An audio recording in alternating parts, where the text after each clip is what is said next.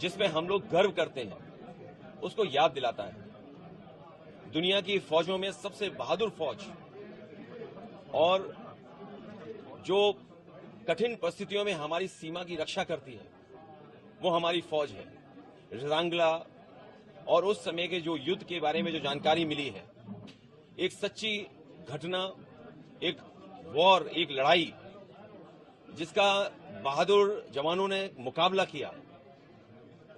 Ordinary captain की उपाधि मिली है रामचंद्र यादव जी को, और बहुत सारे लोग जो बहादुर जवान उनके साथ थे, परमवीर चक्र से सम्मानित सितान सिंह, उनकी सबकी बहादुरी की एक जो फिल्म बनी है, हर एक को देखना चाहिए और याद रखना चाहिए कि कितना जोखिम भरा, कितना चैलेंजिंग और कितना कठिनाई भरा हमारा भारत का वो टेरेन है, वो इलाका है।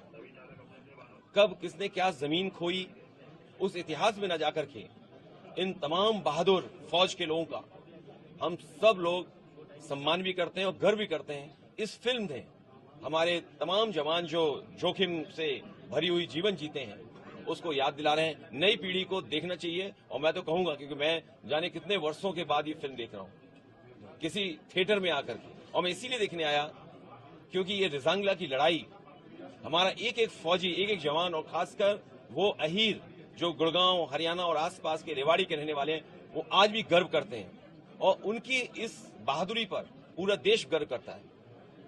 ये गौरवशाली इतिहास जो हमारी फौज का है, वो आने वाली पीढ़ी भी देखे, समझे और जाने। अरुणाचल प्रदेश की उसको चाइना में रोक दिया गया ट्रांजिट में, और उन्होंने अरुणाचल प्रदेश को एक तरीके से आइडेंटिफाई करने से मना कर दिया चाइना ने,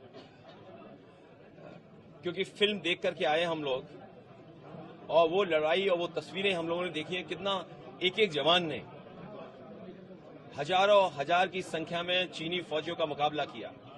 कहा तो ये जाता है कि आखिरी बुलेट तक, आखिरी शरीर जो जवान का जिंदा था और आखिरी सांस तक लड़ करके उन्होंने अपनी जमीन को, मातृभूमि को, अपनी धरती को बचाया। ऐसी बहादुर फौज जिसने आखिरी सांस तक लड़े हों, ऐसे बहादुर लोग जो आखिरी बुलेट तक लड़े हों, जो उनके पास था सब कुछ निछावर कर दिया, वो हमारी धरती, वो भारत मां, या जो हमारा भारत का क्षेत्रफल है, वो कम न हो। और ये सवाल कई बार उठा कि हमारा क्षेत्रफल जो भारत सरकार जिसका आंकड़ा रखती है, उसे कम से कम बताना चाहिए कि हमारे भारत का क्षेत्रफल पहले क्या था, आज क्या है।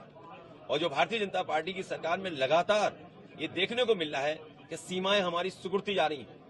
ये प्रचार में ज्यादा भरोसा करते हैं, झूठ बोलने में ज्यादा भरोसा करते हैं, लेकिन हमारी सीमाएं और हमारा क्षेत्रफल इनकी सरकार में कम होता हुआ दिखता है। न केवल क्षेत्रफल कम हो रहा है, बल्कि जो तरक्की और खुशहाली हमारे देश की होनी चाहिए, उसकी वो भी रुकावट बन रहा है चीन। इसलिए हमें ऐसे देशों से सावधान रहना पड़ेगा जो देश हमें समय समय पर हमारी जमीन छीनते हैं।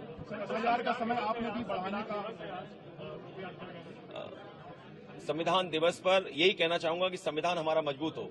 जितना संविधान हमारा मजबूत होगा, उतना ही लोकतंत्र मजबूत होगा, और मजबूत लोकतंत्र के लिए संविधान के रास्ते पे चल करके जो बाबा साहब भीमराव अम्बेडकर जी ने दिया है, जिसमें सोशलिज्म का रास्ता है, सेकुलर समाज को रास्ता दिखाता है, जो डेमोक्रेटिक वैल्यूज हैं उनको कैसे बचाया जा सके।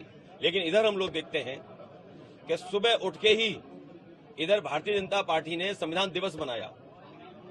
संविधान दिवस मनाने वाले भारतीय जनता पार्टी ने सबसे ज्यादा ठेस बाबा साहब भीमराव अम्बेडकर जी का दिए हुए संविधान को पहुंचाया है।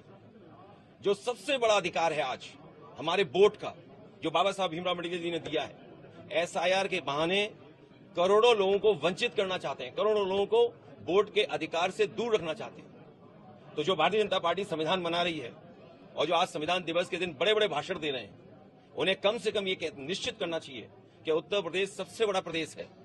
यहाँ पर करोड़ों की संख्या में लोगों के वोट काटने की साजिश, षड्यंत्र और अधिकारियों के माध्यम से हो रहा है। अधिकारी जो लगाए गए हैं, वो सोच समझ करके लगाए गए हैं, जाति के आधार पर लगाए गए हैं। ये बात मैं इतनी जिम्मेदारी के साथ कह रहा हूं, जब इतनी राष्ट्रभक्ति की फिल्म देख के आया हूं।